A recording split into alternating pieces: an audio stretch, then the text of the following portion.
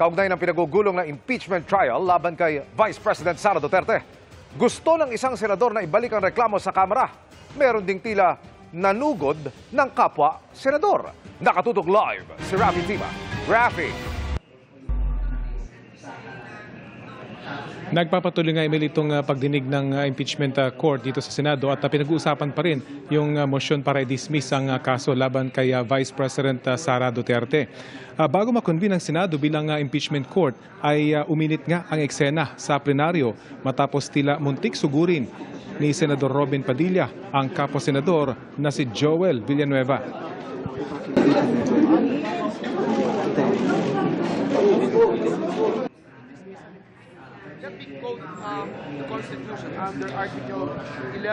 Si Villanueva ang nagpanukala na agad ng ikonbine ng Senado bilang impeachment court para mapag-usapan ng motion to dismiss ni Senador Bato de la Rosa. Ayon kay Senador Padilla, ang usapan ay bukas pa iko-convene ang Senado bilang impeachment court. Matapos ay mag-relax, dito na uminit ang ulo ni Senador Padilla.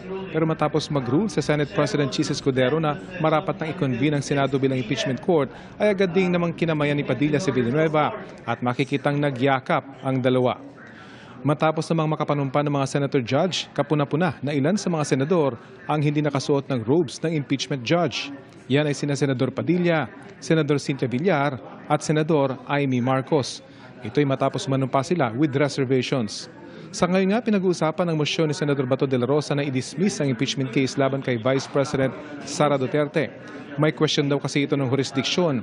Ang naunang mosyon ni de la Rosa, sinigundahan ni Senador Bongo at sinabing ibalik muna ito sa mababang kapulungan ng Kongreso dahil sa mga questioning legal.